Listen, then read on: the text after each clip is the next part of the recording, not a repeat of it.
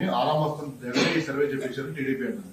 ఏదైనా అనుకోవచ్చు, అలా అనుకోవచ్చు. ఇప్పుడు మేము అనట్లా బీజేపీ దానికోసం అని చెప్పి మేము అనేదానికి ఆధారాలు చూపుతున్నాం. అతని దానికి ఆధారాలు చూపాలా? ఆరామ స్థానాన్ని అతను 140 ఇవ్వలేదు మాకు. 140, 150 ఇస్తే ఏదో రాయించుకున్నాడు. అదే బీజేపీ 400 కదా చేసుకున్నట్టు వీళ్ళు రాసుకున్నారు. అతను ఇచ్చింది అసలు అది అతను చదివిన పేర్లు, ఈ పలానా వాళ్ళు పోతారు, పలానా వాళ్ళు వస్తారని వాళ్ళకి ఇచ్చిన అలవెన్స్, వాళ్ళ నాయకులందరూ గెలుస్తారని ఇవ్వడం, అవన్నీ కూడా అబద్ధం. మా లెక్క ప్రకారం వాళ్ళలో దాదాపు 90% అందరూ ఓడిపోతారు ఎవరైతే అతను మెన్షన్ చేసినారో, లేదా టఫ్ ఫైట్ ఇచ్చేసి మా వాళ్ళకే ఎడ్జ్ ఉన్నట్టు వస్తుంది రిపోర్ట్స్. సో అది ఇచ్చిన ఫిగర్ కూడా అదేమన్నా చాలా హ్యాపీగా ఫీల్ అయ్యే ఫిగర్ కూడా కాదు. బట్ ది మోస్ట్ కన్జర్వేటివ్ అని అతనే చెప్పాడు కాబట్టి నేను అందుకే ఏమంటున్నా అంటే అది ఓన్లీ ట్రెండ్ను మాత్రమే సూచిస్తుంది. We will come at with figures will be so high that first time positive vote అనేది యాంటీ ఇన్కంబెన్సీ బదులు ప్రో ఇన్కంబెన్సీ అనేది బాగా బలంగా కొట్టొచ్చినట్టు ఈ ఎలక్షన్లో కనపడుతుంది. మంచి మెజారిటీతో గవర్నమెంట్ ఫామ్ చేస్తారు. కేకే సర్వీస్ నుంచి గంటాపదంగా చెప్పేది ఏంటంటే సార్, లాస్ట్ టైం 151 స్థానాలు వైఎస్ఆర్సీపీ గెలుచుకుంటుందని క్లారిటీగా కాన్ఫిడెంట్గా చెప్పినప్పుడు చాలామంది ట్రోల్ చేశారు ఇది ఎట్లా వర్కౌట్ అవుతుందని. కానీ రిజల్ట్స్ వచ్చిన తర్వాత మనల్ని కమెంట్ చేసిన కూడా నివ్వెరిపోయారు.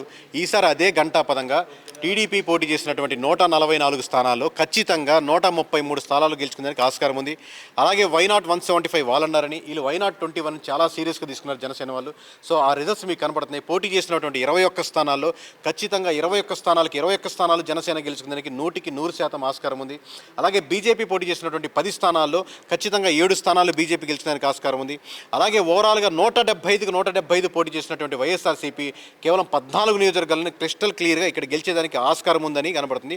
దాంట్లో 6 స్థానాలు మటుకు మాకు క్లియర్ కనబడుతుంది. ఇంకో 8 స్థానాలు టఫ్ ఫైట్లు కొంచెం టువార్డ్స్ వైఎస్ఆర్సీపీ వెళ్తుంది. కాబట్టి కన్సాలిడేట్గా 14 నియోజకవర్గాలు మాత్రమే, అంటే 20 దాటేదానికి ఆస్కారం లేకుండా కనపడుతుంది. రేపు పొద్దున మేము 1-2 రాంగ్ అవ్వచ్చు, ఇంకోటి యాడ్ అవ్వచ్చు, ఇంకోటి లూజ్ అవ్వచ్చు, అది కాదు విషయం. కానీ ఓవరాల్గా 20 లోపల వస్తుంది. అంటే 151 స్థానాలు గెలుచుకున్నటువంటిది 175 స్థానాల్లో పోటీ చేసి 20 స్థానాల్లో లోపు పడిపోతుందంటే సో ఆబ్వియస్గా ప్రజలు most of the percentage 15 to 20% వరకు కూటమి వైపు మొగ్గారనేది మనకు క్రిస్టల్ క్లియర్ కనపడుతుంది. ఇన్ని రోజులు ఫాలో అవుతున్న వాళ్ళకి, కేకే సర్వీస్ నమ్ముతూ కంటిన్యూ చేస్తున్న వాళ్ళకి thank you very much sir. బీజేపీకి అవుట్ ఆఫ్ 10 7 వస్తాయండి.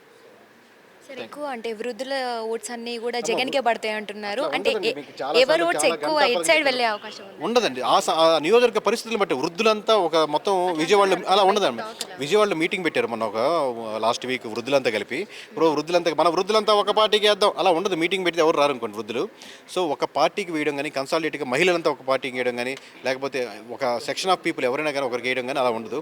ఓవరాల్గా అక్కడ నియోజకవర్గం ఉన్న సమస్యల మీద వాళ్ళు ఫీల్ అవుతున్న దాని మీద మొత్తం ఎలా ఉంటుందని చెప్పి దాని మీద ఓట్ బ్యాంకింగ్ ఉంటుంది. కానీ వృద్ధులు ఎక్కువ వేశారు, సాయంత్రం దాకా ఓట్ బ్యాంకింగ్ మాడేయబడింది. లాస్ట్ టైం చెప్పారు ఇదే మాటలు పోయినసారి చెప్పారు, ఈసారి చెప్తున్నారు. అట్లా ఉండదని నేను మొత్తుకుంటున్నాను. ఓట్ బ్యాంకింగ్ అలా ఉండదు, మీ నాయకులు అలా ప్రభావం చెందొద్దని.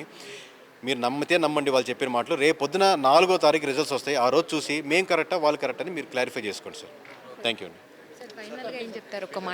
ఫైనల్గా ఖచ్చితంగా కూటమి గవర్నమెంట్ ఫామ్ చేస్తుందని చెప్తున్నామండి. ఇప్పుడు అంటే ఇంతకుముందు ఎలక్షన్తో పోల్చుకుంటే ఈ 2024 ఎలక్షన్స్ ఎలా ఉండబోతుంది అంటారు? ఈసారి టఫ్ నడిచింది అనుకోవచ్చు.